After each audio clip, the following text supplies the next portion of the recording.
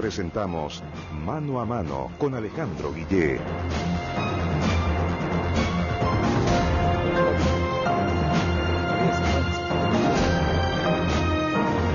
Hay novedades. El nuevo ministro de Justicia empieza a empoderarse, se reunió con el presidente de la Corte Suprema, con el presidente del Senado, visitó uno de los penales más críticos y está haciendo una visita por penales.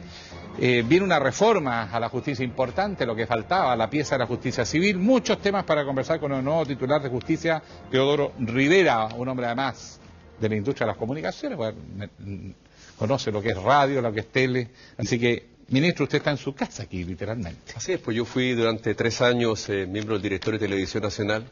Me correspondió a mí participar junto con otros en este edificio, que es un edificio que muestra el esplendor y el aporte de este canal nacional, que es un canal que llega a todo el país, que cumple una función pública, creado por ley, y que casualmente tiene que autofinanciarse. Es una rareza en el mundo de las telecomunicaciones. Ahí le hacemos empeño, y también en radio, porque también ha trabajado en radio regional. Así es. Sí. Ahí no ha tenido tanto éxito, pero así hay que hacerle todo el empeño.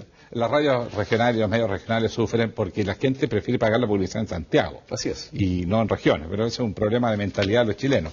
Bueno, vamos a lo nuestro, ministro, así que usted ya me adivina dónde yo voy. Yo quiero ser sincero y directo con usted. Empezó a visitar penales, pero tiene 76 penales a su cargo y ha visitado unos pocos. San Miguel, ¿qué ha cambiado en 9 meses desde aquella tragedia? A ver, el 8 de diciembre del año pasado murieron 81 personas en San Miguel. Y yo creo que es una verdadera tragedia para Chile. Y es una tragedia que yo creo que se iba acumulando con el tiempo. En Chile existe una desidia histórica respecto del tema de los penales. Porque quizás como sociedad no queremos mirar lo que pasa dentro de los penales. Creemos que basta con encerrar a alguien y esperar que por acto de magia la persona salga mejor.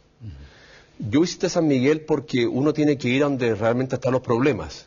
Y pude percibir que en San Miguel, primero, de 1.900 personas que estaban detenidas, hoy día la cantidad bajó a 1.500. Y fuera de ello, los lugares donde que yo visité, y que fueron muchos, han mejorado en calidad, ha mejorado la alimentación que se da. Hoy día se han retirado todos los balones, se han retirado todos los anafres. Vi las condiciones de seguridad que han mejorado. Y no había comedor.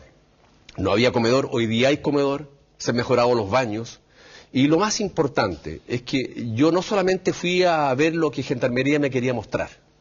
Me desvié del camino, hablé con los reclusos, hablé con los gendarmes, porque tenemos que preocuparnos por igual de los detenidos, pero también de quienes los cuidan. Y yo quiero decir algo, Alejandro. Pero conversó con ellos fuera de los jefes. Sí, íbamos pasando los pasillos y de repente yo paraba y decía, usted, dígame, ¿cómo está la comida? ¿Está mejor o peor que antes?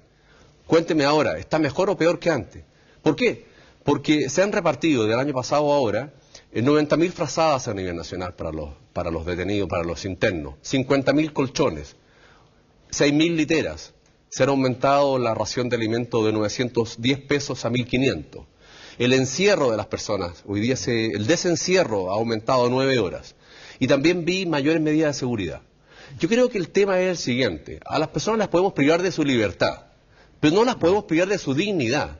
Y un país como este, que quiere estar en las grandes ligas, no puede despreocuparse de que la gente que está condenada. Tenemos que preocuparnos que estos tengan posibilidades laborales y educacionales para que realmente puedan reinsertarse en el mundo de la sociedad civil. O van a salir peores. Vamos por partes, ya que usted me puso varios temas. Primero, ¿qué pasa con los módulos que se incendiaron? ¿Están reparados ya? Los módulos que se incendiaron están reparados, cuentan con baños nuevos. Hoy día a las personas se les proporciona alimentación. Yo estuve en un lado donde están gente que fueron sobrevivientes y que quisieron volver a ese lugar. Es un grupo de personas que están con un cierto daño psicológico, pero quisieron permanecer juntos en su caleta y volver ahí. Y también visité un lugar donde murieron realmente la mayor cantidad de personas, que está hoy día siendo habitado por un grupo de evangélicos. Los presos tenían temor de volver porque penaban. Entonces los evangélicos se hicieron cargo de esa parte. Y además visité un grupo de personas que hoy día tienen posibilidad de estudiar durante el día, van a estudiar fuera del penal y vuelven. Yo creo que es significativo. El año pasado había una persona que tenía estos beneficios, hoy día son alrededor de 60 personas que tienen este beneficio. Y estas personas, para darle el beneficio, primero se habló con los familiares. Y los familiares se han comprometido a ayudar a estos presos a que no se descarríen. Yo creo que es un tema no solamente del preso mismo, del entorno. El entorno tenemos que mejorarlo para que la persona se reinserte socialmente. Una vez me conversaba de la necesidad para poder reinsertar un reo, hay que hacer un compromiso no solo de concederle algunas libertades y pequeñas mejoras progresivas, sino hacer un compromiso también con las familias, de manera que sea un control del reo y este reo llegue en otras condiciones. ¿Les ha funcionado eso? Bueno, con el grupo, estas 60 personas con las cuales se le han dado beneficios, solamente uno ha fallado.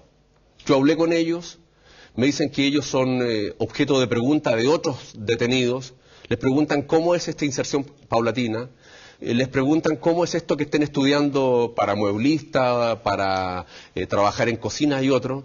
La gente entiende que se les está dando una oportunidad y la gente entiende que si no cumplen, efectivamente van a volver a las condiciones que estaban antes. Uno de los problemas principales, usted lo mencionó de paso, ministro, tiene que ver con la gente que estaba hacinada en las cárceles y por lo tanto se tomaron algunas medidas, desde traslados de reos de penales distintos, pero también dejar en libertad a aquellos que tenían penas en el fondo inferiores a 1 año, dentro de eso evaluar y darles libertad. ¿Se tiene seguimiento de qué ha pasado con aquellos que han empezado a recibir esos beneficios? A ver, Alejandro, primero un tema muy interesante. No existía una visión global en Gendarmería de en qué penales teníamos posibilidades de incorporar más personas y en qué penales estábamos saturados. Ejemplo, en la penitenciaría en Santiago, que fue construida para 2.400 personas, llegaron a haber 7.500 personas. Sí. Y por orden del ministro anterior, y lógicamente refrendada y apurada por hoy día estamos con 6.100 personas y en septiembre queremos llegar a 6.000 personas, estamos bajando 1.500 personas. Pero esto se ha producido no solamente porque hemos mirado el conjunto, es decir, aquí es fundamental tener una visión de la totalidad del país. Habían penales donde era posible trasladar personas y había penales donde eso no era posible. Es decir, ha habido un mejor uso del recurso de infraestructura que antes no se tenía. Y las penas, o sea, de darles otras medidas que no fuera cárcel a aquellos no peligrosos, ¿eso les ha funcionado? ¿Hay algún balance de, por ejemplo, porque había gente que tenía miedo, decía, pero que los que tienen condenas de menos de 1 año, a veces es aquel que entró a robar una casa que estaba desocupada, entonces la gente se siente un poco menos que le asaltaron la casa.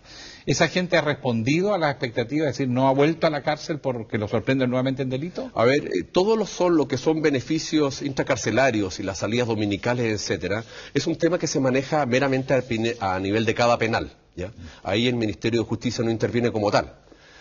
Sin embargo, yo quiero señalar de que lo que nos interesa es tramitar de forma urgente la ley 18.216 para el tema de las penas alternativas, tener el brazalete electrónico, tener sistema de seguimiento georreferencial e introducir elementos orientados a que las personas que delincan entiendan que si se orientan adecuadamente van a tener beneficios y si eso no lo hacen, obviamente les tiene que caer la totalidad de la pena. Es decir, cuando uno no tiene estos elementos diferenciadores de incentivos y castigos, probablemente uno no genera una cultura distinta. Estamos conversando con el ministro de Justicia, Teodoro Rivera. Vamos a hacer una pequeña pausa y les quiero preguntar sobre Gendarmería, que ha estado también muy inquieta, o muy inquieto el personal de Gendarmería con todas estas medidas que se están tomando. Una pausa y volvemos.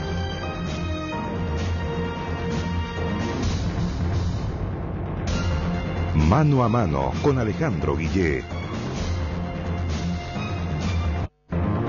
Mano a mano con Alejandro Guillé.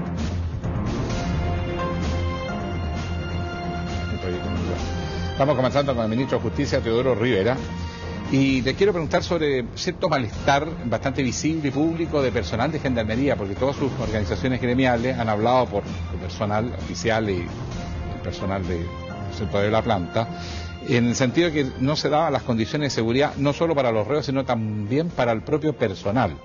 En consecuencia, la pregunta va por ahí. ¿Qué se ha hablado con ellos? ¿Qué garantía se le ha dado frente a ciertas demandas? Por ejemplo, cantidad de reos versus cantidad de gendarmes. En algunas cárceles, sabemos, de noche son tan grandes las celdas, la misma cárcel que se incendió, San Miguel, que decían que los propios gendarmes no se atrevían a entrar. Y más aún, no podían entrar. A ver, Gendarmería es una institución muy relevante y es parte de la solución del tema que hoy día vivimos de cárcel. Querer hacer grandes reformas en esta materia de prisiones es imposible sin Gendarmería. Ellos se quejan de que su antecesor lo han dicho públicamente, por eso lo saco, no escuchaba, o sea, ellos no se sintieron parte de las soluciones que se estaban implementando. ¿Con usted hay un cambio ahí? Alejandro, cuando yo visité la cárcel de San Miguel, me preocupé no solamente hablar con los encargados de la cárcel, sino que en el transcurso de ella verificar temas, por ejemplo, si la alimentación de ellos había mejorado. Les pregunté a algunos vigilantes si su seguridad había mejorado. Me hicieron planteamientos, por ejemplo, como contar con chalecos para evitar los estoques, como por ejemplo contar con gas pimienta. Yo creo que en la medida que mantengamos una muy buena relación de diálogo, entendiendo que cumplimos una función pública, todo es posible. Y yo quiero señalar nuevamente, Gendarmería queremos mejorarla, queremos ayudarla y tenemos que hacerlo con ellos. Tiene que cambiar y mejorar el tema formativo. Usted sabe que se dictó una ley para incorporar alrededor de 5.000 plazas en Gendarmería. El presidente de la República ha acelerado la incorporación de plazas porque indudablemente la falta de personal dificulta las condiciones laborales, hace los turnos muy extensivos. Sin embargo, cuando hablé con personas de Gendarmería me contaron cómo era eso antes, era aún peor. Claro. Ahora, esos 5.000, ¿cuándo se empiezan a ingresar? ¿Cuál es el plan de integración? Este año ya ingresan alrededor de 1.000 y tantas personas. Antes del término del año.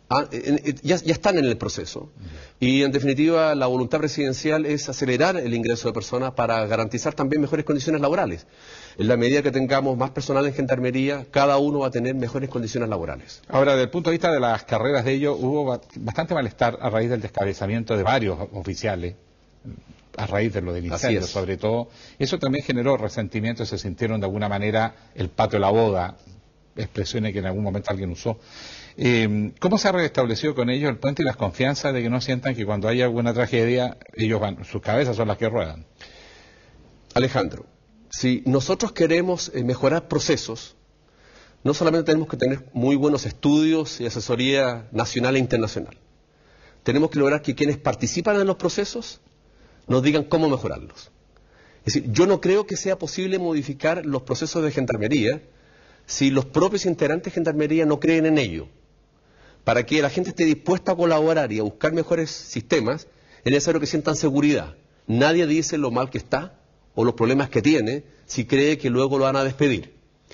Por tanto, tenemos que generar un circuito virtuoso en términos de que las personas tengan confianza de que su participación y sus problemas van a poder ser superados, pero también se requiere por parte de ellos una disposición positiva que yo creo que sí existe. En definitiva, yo he estado reunido con el director nacional Luis Masferrer. En las próximas semanas me voy a reunir con cada uno de los gremios. Visitaré muchos centros de detención de prisiones, pero el mensaje a ellos es: el cambio es con las personas y no contra ellos. Ahora, uno de los problemas que se ha enfrentado a las cárceles, que no ha tenido solución, pero se está planteando en el último tiempo una vez más, es que dentro de las cárceles, producto también probablemente del hacinamiento y las condiciones en que se encuentran, entre otras razones, muchos delincuentes siguen organizados dentro de la cárcel y siguen dirigiendo el crimen organizado desde las cárceles. ¿Cómo se está abordando ese aspecto tan complejo? A ver, las cárceles que se han construido en Chile se han construido para encerrar personas, pero no se han construido para facilitar tampoco la labor de los propios vigilantes, ni para brindar posibilidades laborales y de reeducación.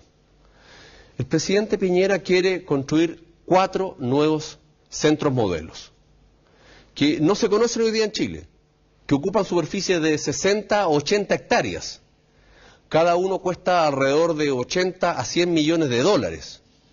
Y estos centros modelos tienen la particularidad que, primero, las condiciones laborales son infinitamente mejores y las condiciones de habitabilidad para quienes están privados de libertad también son mejores, donde todo el mundo tiene la posibilidad de trabajar o reeducarse. Esto significa que en estos nuevos centros modelos que se quieren construir, efectivamente Gendarmería tiene mayores facilidades de control y desplazamiento. Las cárceles que hoy día tenemos no presentan estas características y, por tanto, efectivamente los niveles de seguridad son menores para las personas que están privadas de libertad, pero también para Gendarmería. Ahora, construir cárceles, han hablado de 4, ¿no es cierto? No sé bien el periodo, entiendo que son de alrededor de 2.400 reos cada uno y que tendrían otro diseño. Se estaba planteando eso también. Así es, son cosas que no se conocen en Chile, vuelvo a plantear. Son cárceles primero para reos de un compromiso delictual no alto, que están dispuestos a dar el paso a la reinserción laboral, ya sea por el estudio o por el trabajo. Se requieren 80 a 100 hectáreas. Se requiere la colaboración pública-privada, porque dentro de las cárceles hay posibilidades de trabajo. Es decir, esto es imposible hacerlo en una ciudad. Tienen que hacerse en lugares cercanos o lugares alejados de ciudades donde exista, en definitiva, grandes superficies.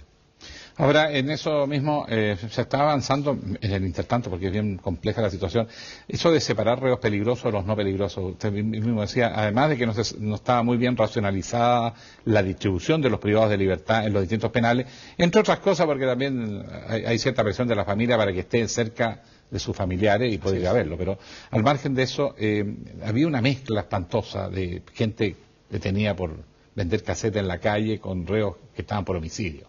¿Eso todavía se mantiene o se ha logrado de alguna manera dentro de lo que hay poner un cierto orden? No puedo responder esa pregunta porque yo no tengo la información a la mano. Yo creo que lo primero que tiene que ser un ministro de Estado decir esta información la cuento, esta información no la cuento. Pero lo que sí yo tengo conciencia de que hoy día nuestros niveles de clasificación de la población penal puede ser, no es una certeza, que no sean los adecuados para segmentar adecuadamente o segmentar en debida forma los presos por su nivel de peligrosidad. Eso hace que tendamos a construir centros de detención, cárceles, con medidas de seguridad que quizás son inadecuadas para quienes están dentro habitándolas. Y es por eso que tenemos que mejorar las condiciones de clasificación de la población penal y tener centros distintos según los niveles de clasificación. Vuelvo a decir, personas con bajo compromiso delictual tienen que ser reinsertadas por la sociedad. Tenemos que dar la posibilidad, porque si no, a la vuelta de la esquina nos volvemos a encontrar con ellos peores, porque si los centros de detención son verdaderas escuelas del delito, las personas salen peor de lo que entraron. Y posgraduados también. Así es. Para cerrar esta parte de la conversación, está construyéndose el centro de Alhué y hay malestar en la ciudadanía porque también aparece otro factor. Todos hablamos de que hay que construir más recintos penales para distribuir a la población, ojalá no tan concentrados, no tan grandes, en fin. Pero los habitantes no quieren una cárcel, es como decirle vamos a ponerle literalmente un basural cerca. Es lo mismo, cárceles, basurales, la gente los quiere lejos, todos están conscientes que hay que construirlos, pero no me los ponga acá. Y en el caso de Alhué hay una reclamación, sobre todo porque dice que la comunidad no tuvo participación. Sienten que de alguna manera se desprestigia, que van a llegar familiares delincuentes. Después de una pausa le quiero preguntar sobre ese tema y también sobre reformas que vienen, pero ya del orden legislativo.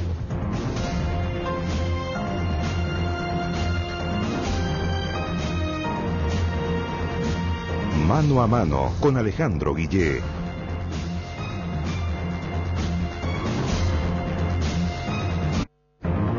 Mano a mano con Alejandro Guillé. Estamos en un mano a mano con el ministro de Justicia, nuevo ministro de Justicia, Teodoro Rivera, y le estaba planteando el tema de Alhué, que se le va a repetir cada vez que construya un penal. Además, si le ponen al penal, como lo estábamos conversando entre comerciales, ¿no es cierto?, el nombre de la ciudad, en realidad es como poco psicológico. ¿Cómo se va a manejar esto con la ciudadanía, con el alcalde, los concejales que están bastante molestos con esto? A ver, yo entiendo la preocupación de la gente de Alhué. Y yo entiendo el rol que juega el Consejo Municipal y el alcalde mismo. Y quiero decirles que una vez que yo tenga mayor conocimiento del tema, que me haya informado más plenamente, después mal que mal llevo solamente una semana, obviamente que voy a llamar al alcalde de Alhué en su consejo para reunirme con él. Y también con los parlamentarios de la zona que están interesados. Yo ya he recibido el llamado de uno, o de una. Lo primero que hemos hecho es plantear de que necesitamos lugares amplios donde instalar estos centros modelos. Segundo, se le han dado instrucciones a quienes diseñan estos centros modelos que estos estén ubicados en zonas que no perturben a las personas. Más adelante también le hemos expedido que las construcciones no sean invasivas. En el caso de la comuna de Alhué, el centro modelo que se quiere instalar ahí es para alrededor de 2.400 personas, va a tener escuelas, va a tener industrias, va a tener, en definitiva, posibilidades laborales. Y está ubicado 10 kilómetros antes de la ciudad de Alhué. Y además no se va a llamar Alhué porque yo considero que eso es una afrenta a una comunidad campesina, pequeña, que obviamente le estamos pidiendo un sacrificio, que suma un sacrificio por otros. Ese centro modelo se denomina La Viña.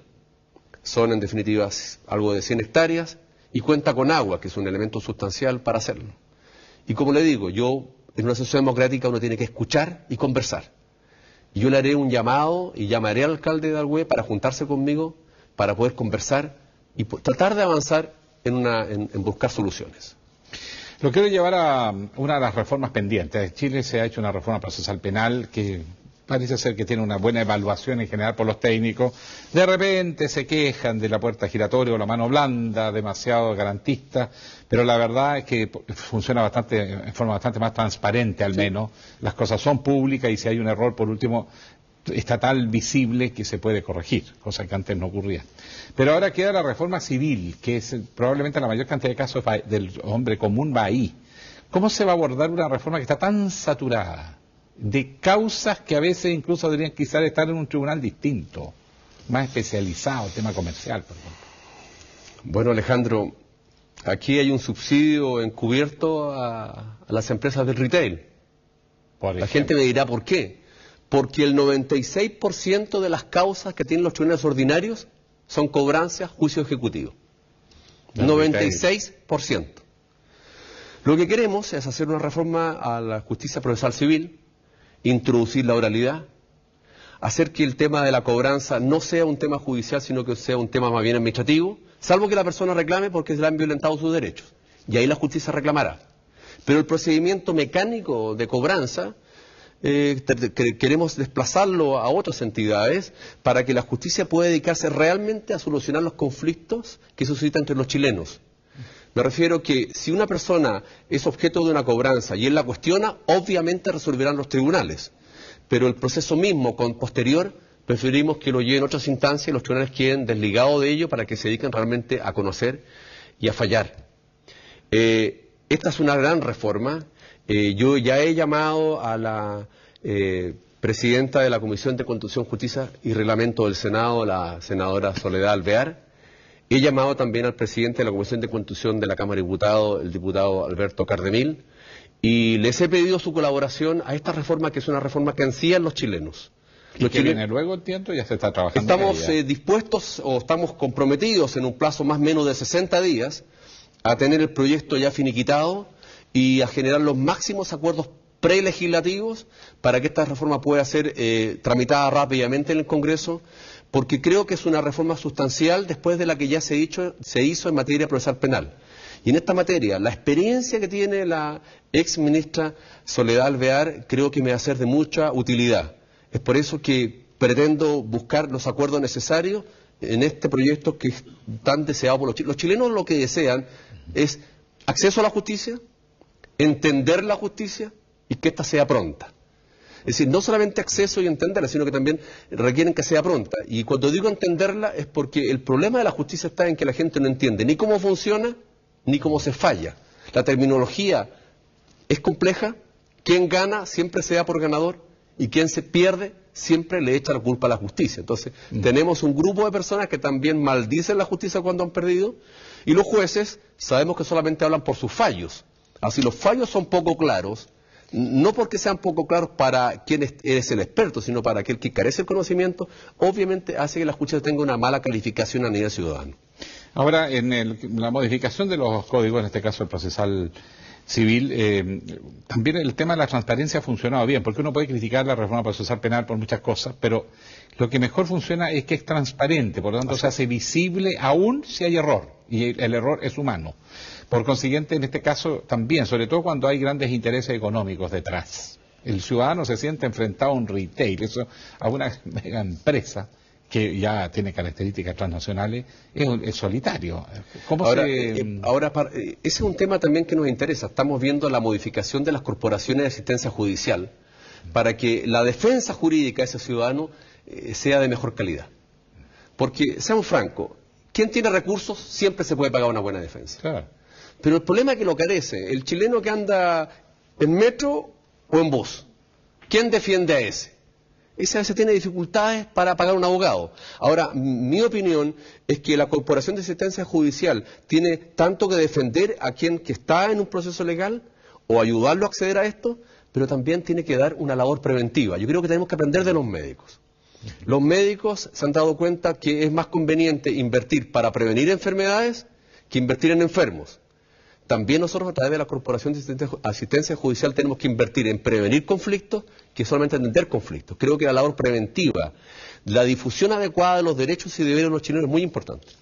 Ministro, se nos fue el tiempo. Esto del Código Procesal Civil, ¿cuándo lo tendría en el Congreso? ¿Un par de meses más, entendí? Este año, de todas maneras. Empezando la discusión, digamos. Este año tenemos que presentarlo. Para mí es muy importante llegar a acuerdos prelegislativos con los actores relevantes dentro del Congreso Nacional. Este código ha sido redactado por muchos profesores connotados de derecho procesal y yo creo que es una gran obra para el país. Estos son los grandes temas de Estado. Así como el tema de la reforma procesal penal fue un tema de Estado, el Código Procesal Civil también es un tema de Estado. Ministro, le queremos agradecer esta de mano a mano.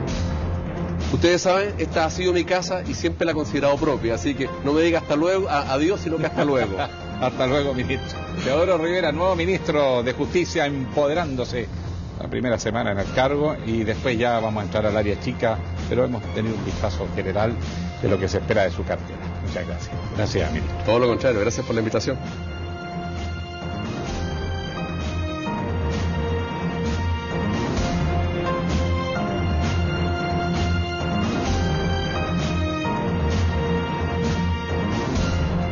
Mano a mano con Alejandro Guillé.